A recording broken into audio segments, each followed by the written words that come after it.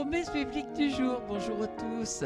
La parole de Dieu est un médicament pour notre âme. Elle nous guérit de l'intérieur. Retrouvons aujourd'hui deux petites anecdotes pour nous faire réfléchir. La première, vous ne pouvez rien contre moi. Un des pères de l'église d'Orient, Jean Chrysostome, comparaissait devant l'empereur Arcadius qui le menaçait des pires châtiments pour avoir refusé de se plier à sa volonté. Jean Chrysostome lui répondit: vous ne pouvez absolument rien contre moi. Il répondit: tu crois cela? Ne sais-tu pas que je peux te bannir? Vous ne pouvez pas me bannir, car le monde entier est la maison de mon père. Alors, reprit Arcadius, je ferai confisquer tous tes biens. Vous ne le pourrez davantage, car toutes mes richesses sont dans les cieux. Et si je te fais enfermer dans une prison où tu ne verras plus personne, tu seras dans une solitude absolue. Vous ne le pouvez pas, car le Seigneur Jésus peut m'envoyer un ange pour me tenir compagnie, et je suis certain que lui-même viendra en personne pour m'encourager. Arcadius, ne sachant plus que dire, employa la suprême menace: je te ferai périr.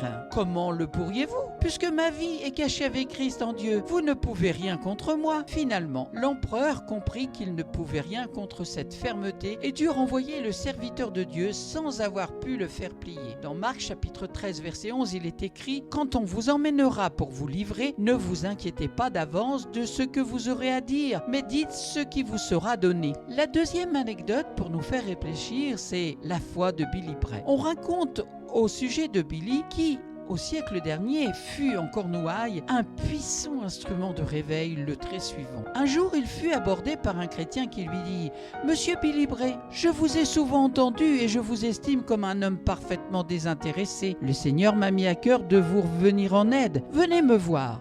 J'ai à la maison un habit tout neuf qui, je l'espère, sera à votre taille. Oh, merci, répondit Billy Bray. J'irai, et soyez certain que cet habit m'ira parfaitement. Du moment que c'est le Seigneur qui vous a mis à cœur de me le donner, il est sûrement à ma taille. Dieu ne commet aucune erreur. Il a vu que cet habit était à ma taille. Dieu ne nous envoie que des bénédictions qui correspondent exactement à nos besoins. Philippiens chapitre 4 verset 19, mon Dieu pourvoira à tous nos besoins selon sa richesse avec gloire en Jésus-Christ.